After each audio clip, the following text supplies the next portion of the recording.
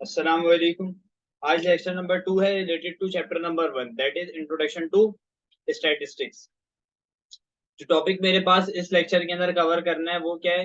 Representation of data की पहली type है। इसकी दो टाइप्स हैं रिप्रेजेंटेशन ऑफ डेटा की, that is frequency distribution table और सेकंड टाइप है ग्राफिकल मेथड। तो आज हमने पहली टाइप इसकी कवर करनी है, that is frequency distribution table. Now, what is frequency distribution table? I'm writing down the definition. Frequency distribution table है क्या? अनग्रुप डेटा को ग्रुप डेटा के अंदर कन्वर्ट करने के लिए जो प्रोसीजर यूज होता है वो that is called frequency distribution table. अब देखो, अनग्रुप डेटा का फायदा क्या होता है और ग्रुप डेटा का फायदा क्या होता है। First of all,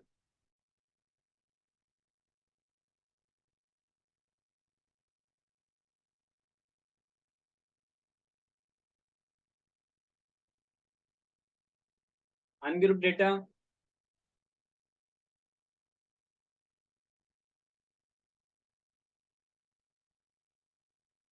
is the more accurate data.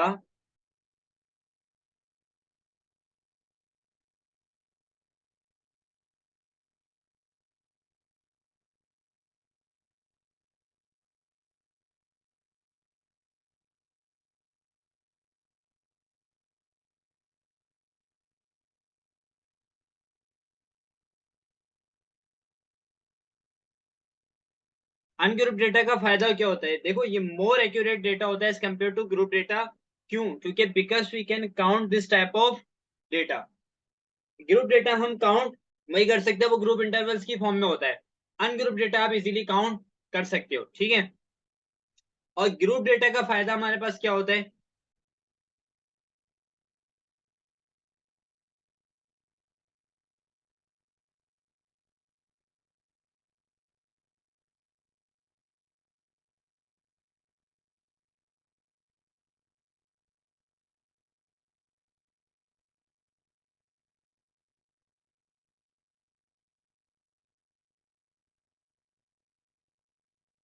ठीक है, डेटा ग्रुप इंटरवल की फॉर्म में आ रहा हो तो हमारे पास ग्राफ्स उससे बनाना आसान हो जाता है। इस लेक्चर के अंदर इंशाल्लाह मैं आपको ये फ्रीक्वेंसी डिस्ट्रीब्यूशन टेबल बनाना सिखाता हूँ।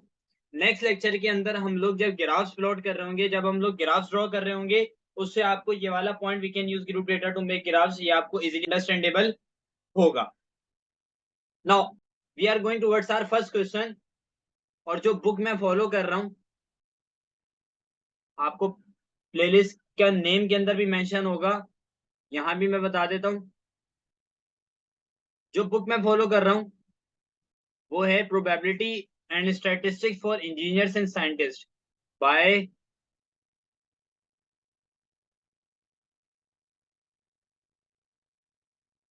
Walpole and Myers.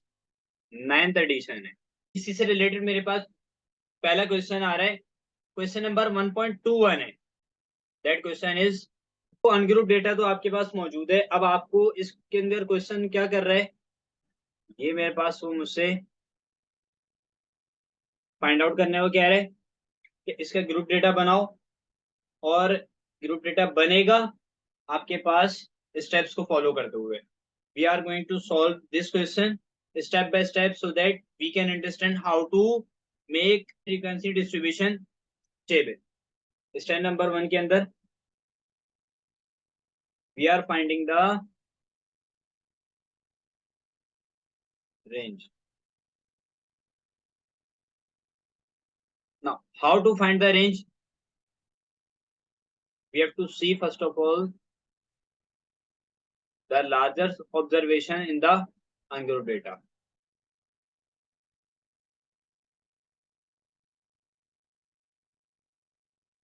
and as well as the smallest observation.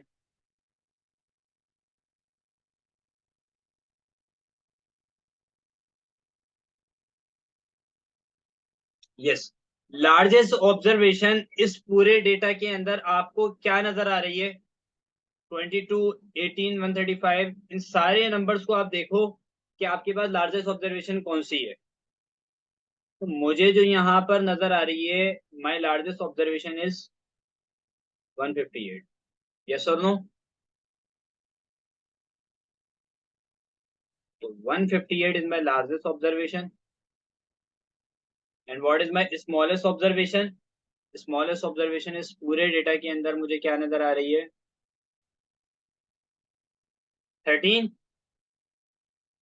Yes और नो, 13 मेरे पास स्मॉलेस्ट ऑब्जर्वेशन आ गई। अब रेंज फाइंड आउट करने का फॉर्मूला क्या होता है, देखो।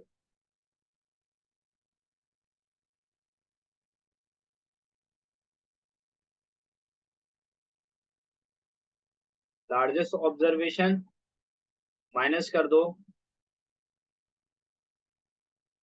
स्मॉलेस्ट ऑब्जर्वेशन, तो आपके पास क्या आ जाएगा, रेंज आ जाएगी। सिंपली आपके पास रेंज का ये वाला form,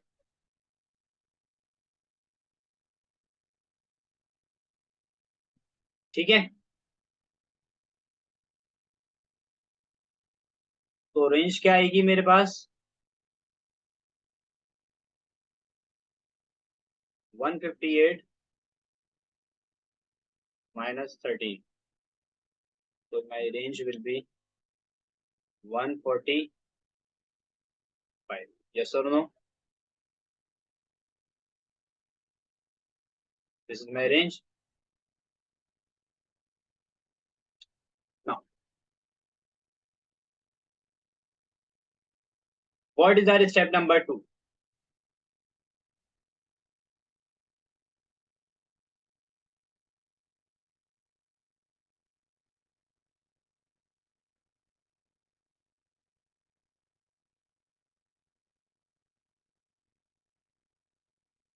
step number 2 is finding number of classes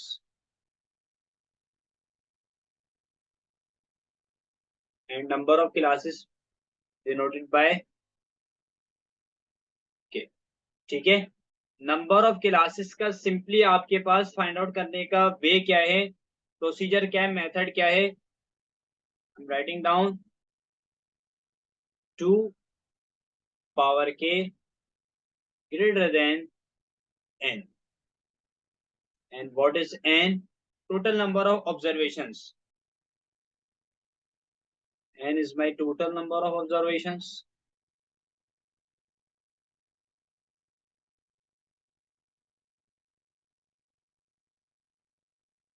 and k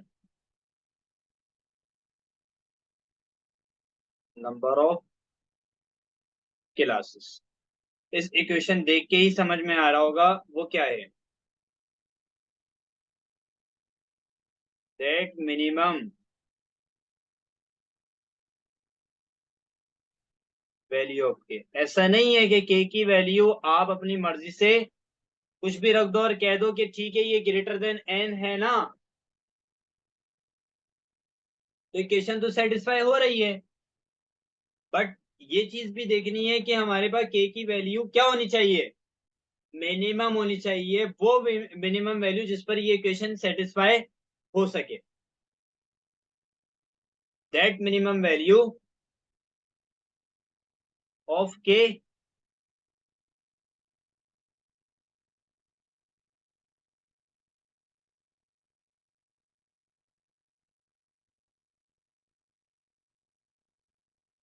जिस पे ये इक्वेशन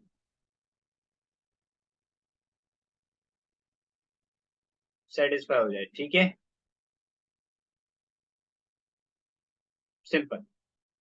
एन आपने फाइंड आउट करना है, क्वेश्चन आपके सामने मौजूद है, देखो। 1 2 3 4 5 6 7 8 9, ये 9 है, ये भी 9 है, ये भी 9 है, ये भी 9 है और ये भी 9 है। तो कितने आपके पास रोज आ रही है, 1 2 3 4 5, 5 रोज आ रही है। 9 को 5 से मल्टीप्लाई कर दो, 9 × 5 = 45। आपके पास टोटल नंबर ऑफ ऑब्जर्वेशन कितनी है, 45 है। 2 का 2 एज इट इज। अब के की वो मिनिमम वैल्यू मुझे बताइए जिस पर ये क्वेश्चन सेटिस्फाई हो जाए। सिंपल सा आपको नजर आ रहा है 2 की पावर 6 होगा, पर 64 हो जाएगा। तो इट मीन आपके पास 64 आ जाएगा यहाँ पर और 45 हो जाएगा, ठीक है। तो नंबर ऑफ क्लासेस मेरे पास क्या आ जाएगा, इक्वेशन सेटिस्फाई हो गई है।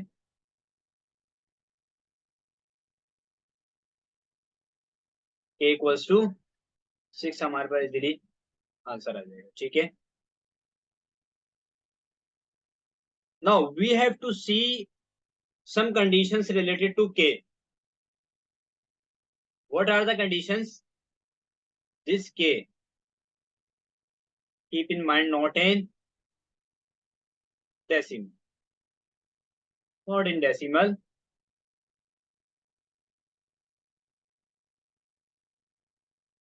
always in positive whole number. ठीक है, now what is our step number 3?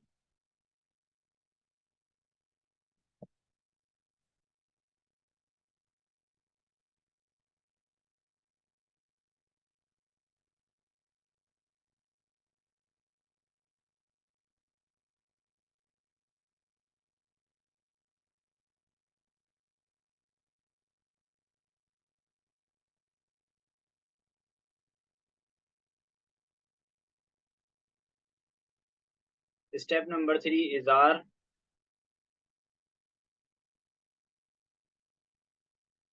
size of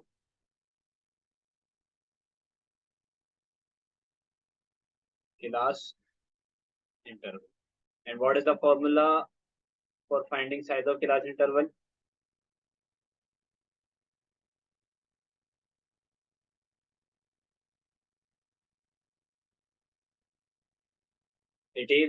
It is equals to range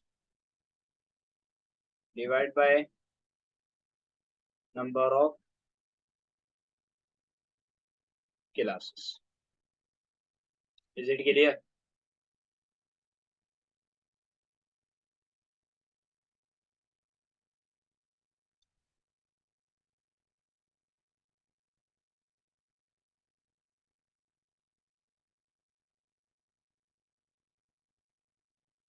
Size of class interval equals range is 145. Yes or no? I'm dividing 145 by 6. तो size of class interval क्या आ रहा है? Then जब आप 145 divide by 6 करोगे तो answer आपको मिल रहा होगा।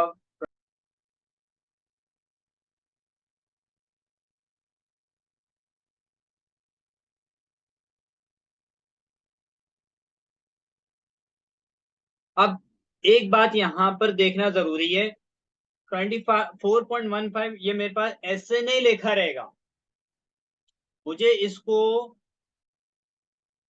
जो पॉइंट के बाद वाले नंबर्स हैं इनको रिमूव करना है। 24 के आगे वाला या सिर्फ 24 आएगा?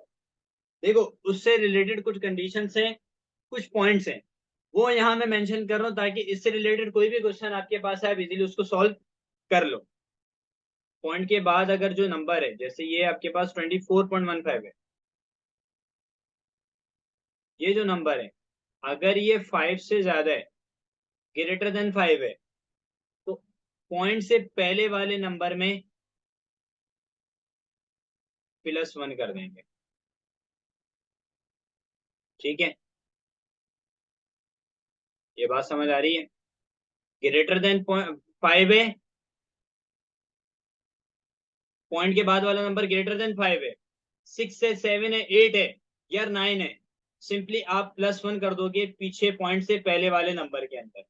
और दूसरी बात क्या है, अगर लेस देन 5 है, जो पॉइंट से पहले वाला नंबर बचे।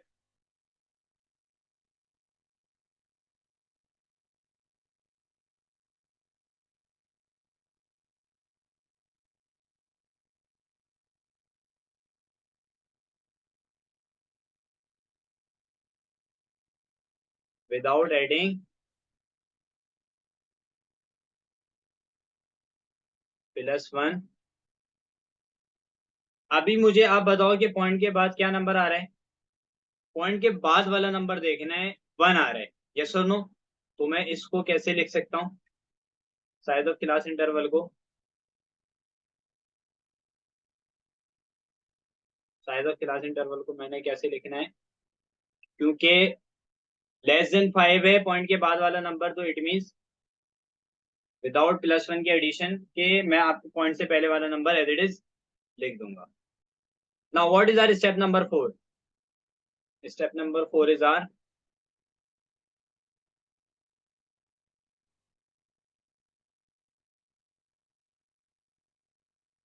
Frequency distribution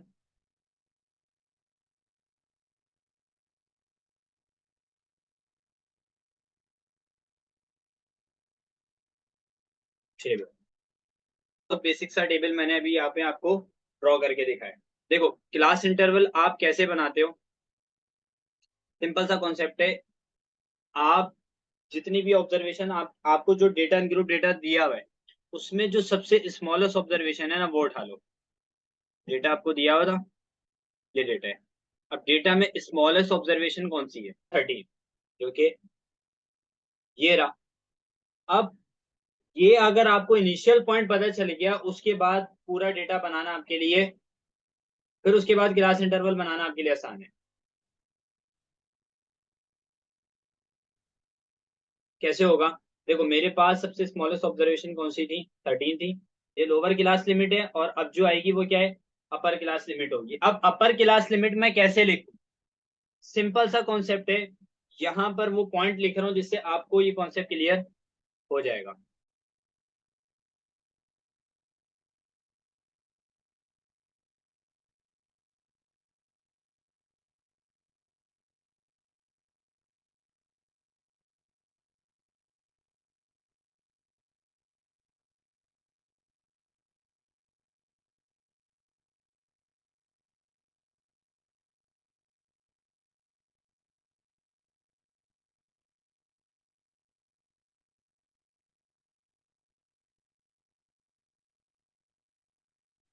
after select the initial point या फिर स्मॉलेस्ट ऑब्जर्वेशन ऑफ डेटा, अब उसमें ऐड करते रहो size of class interval. Initial point में size of class interval add करते रहो to get the upper class limit of first class. अगर मुझे पहली क्लास की अपर क्लास लिमिट चाहिए तो size of class interval add करा दूं इनिशियल पॉइंट के अंदर, दैट इज 13. तो आप 13 में 24 जब ऐड करोगे तो आपको आंसर क्या मिलेगा?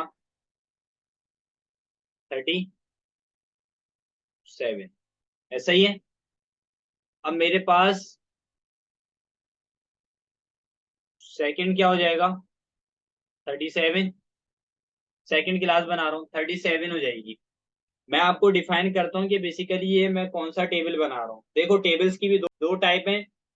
Continuity among the class interval और discontinuity among among the class interval. अभी जो मैं आपको क्लास इंटरवल बना के दिखा रहा हूँ वो continuity among the class interval वाला टेबल है. इससे रिलेटेड भी कुछ एग्जाम्पशंस हैं. सेकंड क्लास की लोअर क्लास लिमिट क्या होगी? 37. अपर क्लास लिमिट क्या होगी? सिंपल सा ये प्रोसीजर है जो मैंने यहाँ पर लिखा है कि 24 दोबारा क्या कर दो 37 में ऐड कर दो तो आपको आंसर क्या मिलेगा? 61. सिमिलरली थर्ड क्लास बनाओ, 61. 24 ऐड कर दो, क्या हो जाएगा? 85. अब 85 आ जाएगा. फोर्थ क्लास, उसमें 24 ऐड करो तो 109 दे देगा. ठीक है. सिमिलरली 109 में ऐड करो तो क्या मिलेगा? 133. 133 हो जाएगा तो आपके पास क्या आ जाएगा? 157. एंड 157 में 24 ऐड करो तो क्या मिलेगा? 181. यहां पर आकर स्टॉप हो जाना है. क्यों? क्योंकि हमारे पास लार्जेस्ट ऑब्जर्वेशन क्या थी? 158. क्योंकि 158 यहां पर एंड नहीं हो रही थी. देख रहे हो? 157 यहां पर एंड नहीं हो रही थी, इसलिए मुझे दोबारा क्या करना पड़ा? दोबारा 24 ऐड करना पड़ा इस वजह से. ठीक है. वरना 181 मुझे जरूरत नहीं है इसकी. बट 157 मेरे पास, 158 मेरे पास इस क्लास तक आ नहीं रहा था, इसलिए मैंने आगे कंटिन्यू किया. अब ये जो टेबल मैंने बनाया है ना,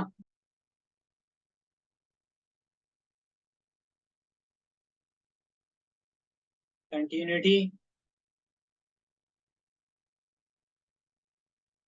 अमंग द क्लास इंटरवल.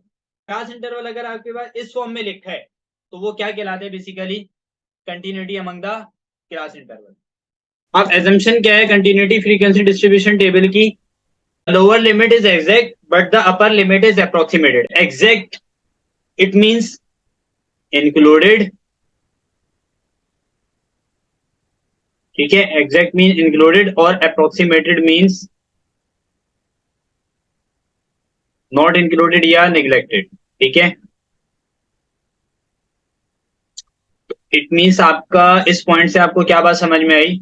ये जो लोअर लिमिट है continuity among the class interval के अंदर क्या होता है, जो लोअर लिमिट है वो आप इंक्लूड करते हो, और 37 यानी जो अपर क्लास लिमिट है वो आप इंक्लूड नहीं करोगे. 13 और 37 के दरमियान कितने नंबर्स हैं वो देखते हैं, और 13 भी देखते हैं कितनी दफा है. देखो सिंपल सी बात है, यहां पर आपको नजर आ रहा है 13 एक दफा आ रहा है. उसके बाद क्या आ रहा है, 13 से लेकर 37 तक देखना है. 22 हो गया, 18 हो गया, 15 हो गया, और 28, 22, 24, 21, 21, 28. अब 37 मेरे पास लिखा हुआ तो है, लेकिन याद रखना मैं इंक्लूड नहीं करूंगा. वजह क्या है, एजम्पशन क्या है कंटिन्यूटी फ्रीक्वेंसी डिस्ट्रीब्यूशन टेबल की, कि आप लोअर लिमिट तो इंक्लूड करते हो लेकिन आप अपर क्लास लिमिट क्या कर देते हो, उसको निग्लेक्ट कर देते हो, उसको इंक्लूड नहीं करते. अब इसको काउंट करो, 1, 2, 3, 4, 5, 6, 7, 8, 9, 10, 11. क्लियर हो रहा है? मेरे पास कितने टैलीस आएंगे यहाँ पर? टैलीस आपके पास 11 आ जाएंगे. ठीक है, बात क्लियर हो रही है? 1, 2, 3, 4 और ये 5. 4 आपने बनाए, उसके बाद एक आपने 5 से इसको क्रॉस कर दिया. 1, 2, 3, 4 और ये 5 हो गए, और यहाँ पर एक और टैली आ जाएगा, 11 हो जाएंगे. फ्रीक्वेंसी कितनी आ रही है आपके पास? 13 से 37 कितने, 37 इंक्लूड नहीं किया है, 11 आ रहे हैं. ठीक है, अब 37 को सेकेंड क्लास के अंदर इंक्लूड करेंगे क्योंकि ये अब क्या बनी हुई है, अब ये लोअर क्लास लिमिट है. ठीक है, इसी तरह मैं इस सेकेंड क्लास के अंदर 61 को इंक्लूड नहीं करूंगा. अब 37 से 61 देखते हैं कितने नंबर्स हैं. 55, 66, 40, 43, 37. ठीक, 66 नहीं होगा. बाकी कौन सा बचा? 50 बचा. ठीक है, इसके अलावा कोई आपके पास नंबर नहीं है. तो ये कितना होगा, 1, 2, 3, 4, 5. सही है. मेरे पास कितने टैलीस आ जाएंगे?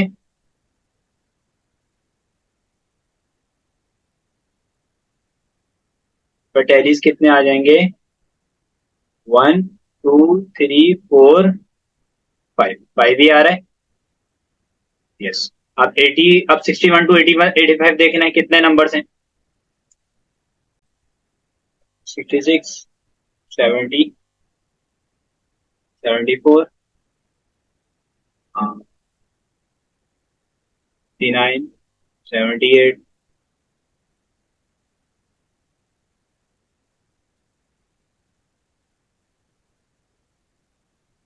74, 78.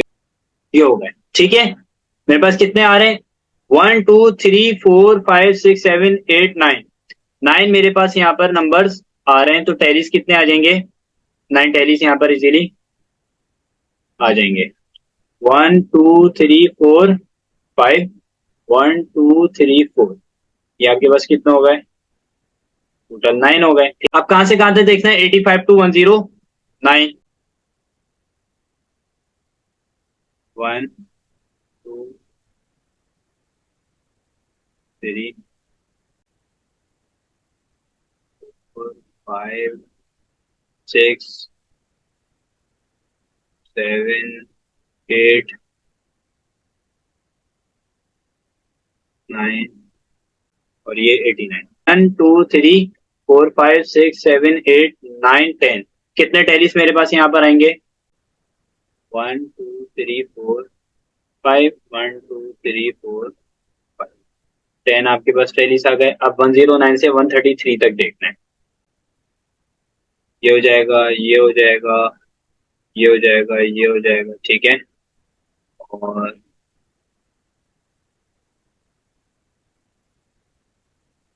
ये हो जाएगा, ये हो जाएगा, ये हो जाएगा। और लास्ट वन मेरे पास क्या है, 132। तो आपके पास कितने आपके पास नंबर्स आ रहे हैं, 1 2 3 4 5 6 7 8। तो यहाँ पर कितने टेरीज लग जाएंगे, 1 2 3 4 5, 1 2 3 4, ठीक है, 8 आ रहे हैं। I am simply writing the 8। अब मेरे पास 133 to 157 कितने नंबर्स आ रहे हैं वो देखने हैं।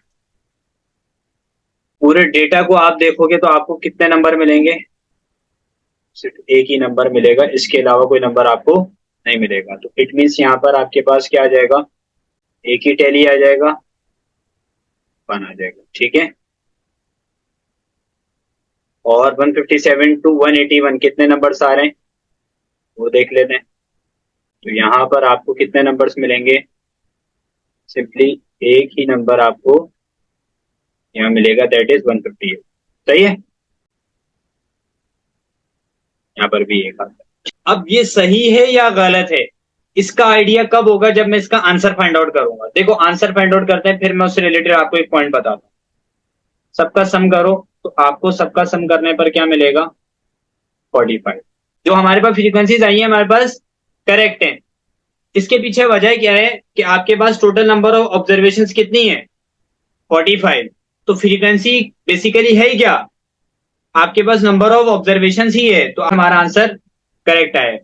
अब मैं इसी क्वेश्चन को, क्योंकि मैंने continuity among the class interval के थ्रू करा है, अब मैं आपको करवा रहा हूँ discontinuity among the class interval. इसका क्वेश्चन मैं देख रहा हूँ यहाँ पर कि आपसे पूछेगा कैसे।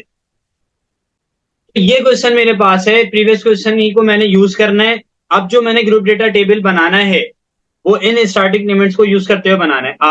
आपको यहाँ पे इजीली नजर आ रहा है कि 13 से लेकर 36 से, फिर जो नेक्स्ट क्लास स्टार्ट हो रही है वो 37 to 60 स्टार्ट हो रही है, ठीक है।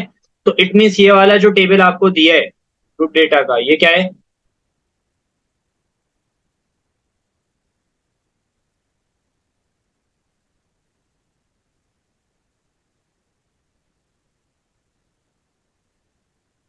ठीक है। बात क्लियर हो रही है। अब इसका टेबल मैं आपको यहाँ पे बना के दिखा देता हूँ। अच्छा जी, आपके पास क्या स्टार्टिंग लिमिट्स दी हुई हैं,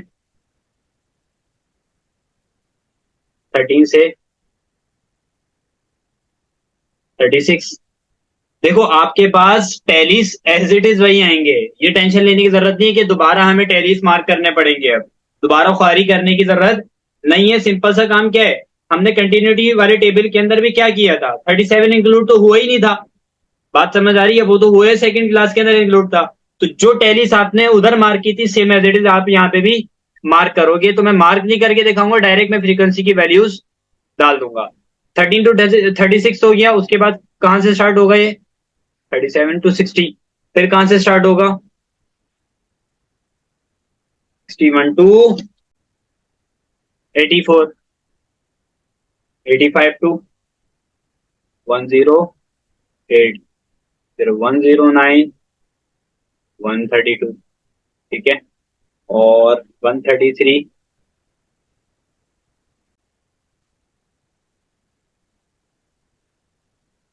157, 158 to 182, ठीक है। और फ्रीक्वेंसीज की वैल्यू सारी एज इट इज वही होंगी, 11, 5, 9, 10, 8, 1 और 1। कैलकुलेट करोगे तो आपको क्या दे देगा, 45 इजीली आपको आंसर।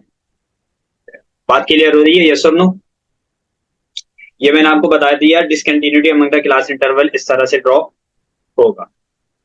अब मजीद कुछ आगे बातें करते हैं, देखते हैं कि मजीद आपके पास कॉलम्स कौन से होंगे।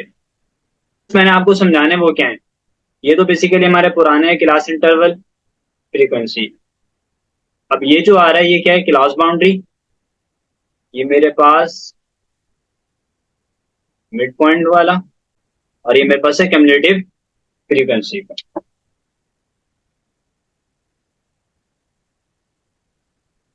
देखो क्लास बाउंड्री तो मेरे क्लास इंटरवल तो मेरे पास सिंपल सा है, 13 to 36, 37 to 60, 61 to 84, 85 to 108 और 1092, 132, 133 to 133 to 157 एंड 158 टू 180। ठीक है, फ्रीक्वेंसी आपके पास वही है 11, 5, 9, 10 एंड 8, 1 और 1। क्लियर हो रहा है? अब ये मेरे पास क्लास बाउंड्री कैसे बनेगा, मिड पॉइंट वाला कैसे बनेगा और क्यूमुलेटिव फ्रीक्वेंसी वाला पोर्शन कैसे बनेगा। ठीक है, first of all class boundary मेरे पास कैसे ड्रॉ होगा, lower limit of class interval, इसमें से माइनस कर दो 0.5 या क्या लोअर लिमिट आ जाएगी, और हायर लिमिट ले लो ऑफ क्लास इंटरवल की, उसमें से भी माइनस 0.5 कर दो, हायर लिमिट आ जाएगी। कर लेते हैं भाई। देखो जी, आपके पास लोअर लिमिट में से माइनस कर दो 0.5 तो कितना बनेगा, 12.5। क्लियर हो रहा है? और 36 में, सॉरी यहाँ पे प्लस करना है, हायर लिमिट के अंदर क्लास इंटरवल की प्लस कर दो तो क्या हो जाएगा 36.5। यहाँ पर क्या हो जाएगा 36.5, यहाँ पर क्या हो जाएगा 60 पॉइंट, बात क्लियर हो रही, यहाँ पर 60.5 और 84.5। फर्स्ट क्लास की अपर क्लास लिमिट, सेकंड क्लास की लोअर क्लास लिमिट क्या होंगी, दोनों सेम होंगी।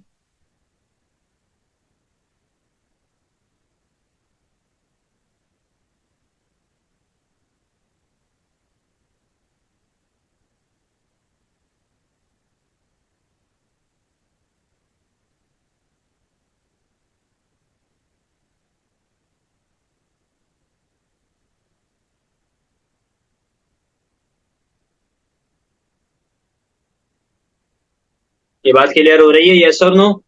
अब मेरे पास मिड पॉइंट कैसे बनेगा, मिड पॉइंट भी बहुत इजी है। मिड पॉइंट आपने कैसे बनाना है, इन दोनों को क्लास इंटरवल की अपर लोअर क्लास लिमिट और अपर क्लास लिमिट दोनों को क्या करो, ऐड करवाओ और डिवाइड बाय 2 कर दो, आपके पास क्या आ जाएगा, मिड पॉइंट आ जाएगा। सिंपल सा ये काम करना, इसके अलावा कोई काम नहीं। देखो 13 प्लस 36 डिवाइड बाय 2, आंसर क्या देगा, आंसर देगा 24.5। क्लियर हो रहे? अच्छा, एक और मजे की बात, आपको अगर पहला मिड पॉइंट पता चल गया, बाकी आपको इस तरीके से निकालने की जरूरत नहीं है। वो कैसे, आप सिंपली क्या कर सकते हो, मजीद आगे अगर आपने मिड पॉइंट अपना कॉलम कंप्लीट करना है, आप इसके अंदर size of class interval add करते रहो, ऐड करते रहो, ऐड करते रहो, आपको क्या मिल जाएगा, लास्ट क्लास तक आप इसको ऐड करते रहो, आपको अपना आंसर मिल जाएगा। समझ में नहीं आए तो ऐसे भी कर सकते हो दोबारा, लेकिन ये क्या है, दोबारा टाइम वेस्टेज है। अब 36 13 प्लस 36 डिवाइड बाई 2 24.5 मिला। मैं आपको एक और करके दिखाता हूँ, प्लस 60 डिवाइड बाई 2 करो, आंसर आपको देखो क्या देगा 48.5।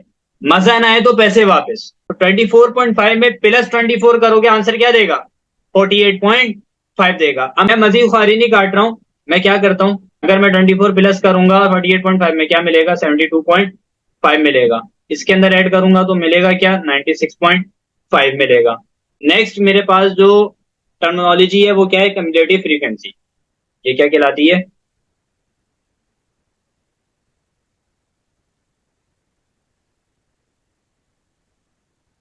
This is my cumulative frequency.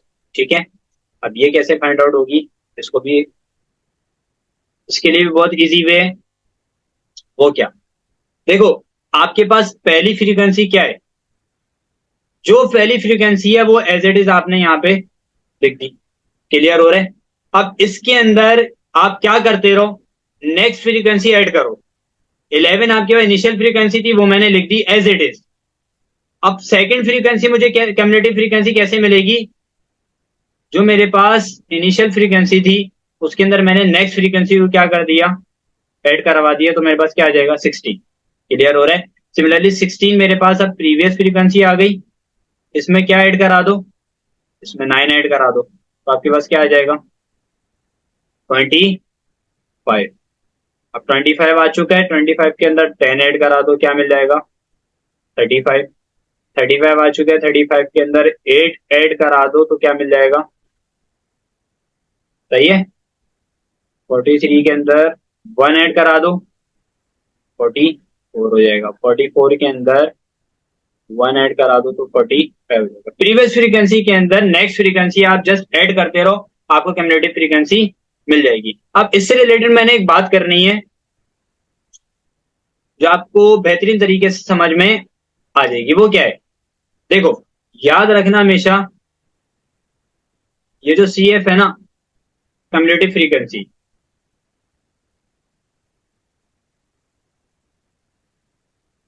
Can never be a decreasing function, always always be a increasing function, ठीक है। और ये जो मेरे पास दूसरी टर्म है एफ, जो कि क्या आ रही थी टोटल 45, ये क्या हो सकता है, कैन बी अ इंक्रीजिंग और अ डिक्रीजिंग फैक्टर, सही है। इसके बारे में हम ये कह सकते हैं कि ये क्या इंक्रीजिंग भी हो सकती है और डिक्रीजिंग फैक्टर भी हो सकता है।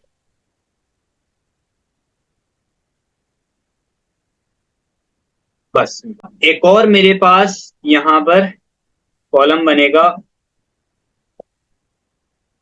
वो भी आपको इजीली समझ में आ जाएगा। तो मेरे पास है आर एफ का, और आर एफ आपके पास क्या कहलाता है, रिलेटिव फ्रीक्वेंसी।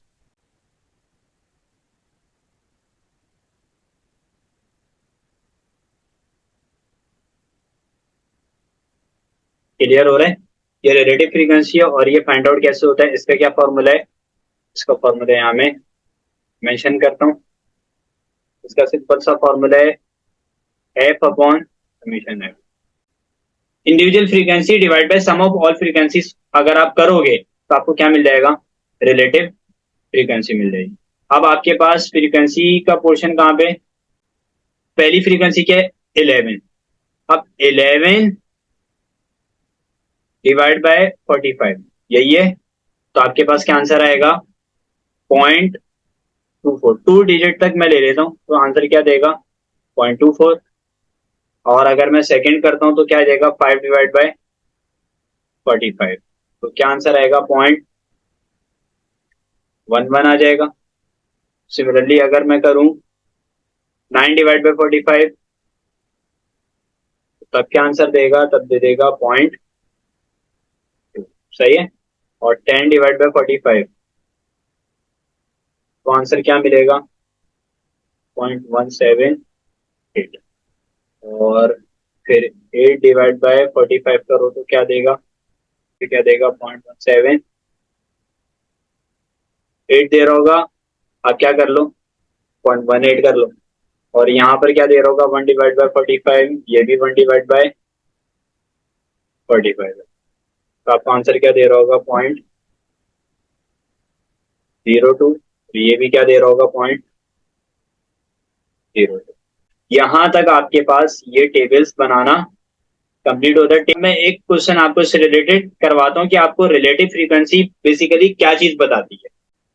तो ये किस तरह फाइंड आउट करूंगा, सिंपल सा कॉन्सेप्ट है, 61 मिनट से लेकर 156 मिनट तक मैं देखता हूँ मेरे पास क्या, और ये याद रखना ये वाला जो क्वेश्चन है वो सॉल्व कैसे होगा, जब भी क्वेश्चन करे ना हाउ मेनी प्रोपोर्शंस, यानी आपसे परसेंटेज पूछ रहा हो कितने परसेंट पावर फेलियर हो रहे 61 से लेकर 156 मिनट्स के दरमियान, तो आप वो कैसे फाइंड आउट करोगे, कौन सा टेबल यूज करोगे, याद रखना वो हमेशा कौन सा यूज करोगे, रिलेटिव फ्रीक्वेंसी वाला। वजह ये कि ये क्या बताता है, ये आपको परसेंटेज बताता है कि आपके पास बेसिकली जैसे पावर फेलियर की परसेंटेज क्या है, इतने मिनट से इतने मिनट्स के दरमियान, ठीक है। तो वो आपको कौन सा कॉलम बताएगा, रिलेटिव फ्रीक्वेंसी वाला। इसको हाईलाइट करते हैं,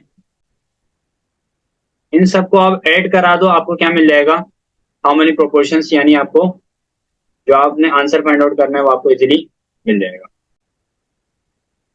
ऊपर आप देख सकते हो 0.2 आ रहा है, फिर क्या आ रहा है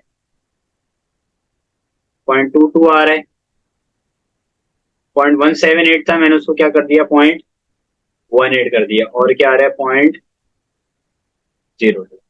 इन सबको ऐड करोगे तो आपको आंसर क्या दे रहा होगा 0.62। यस और नो? मैं इसको क्या कमेंट दे सकता हूं इस आंसर को? Approximate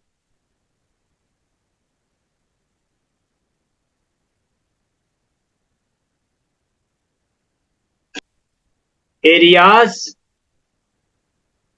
having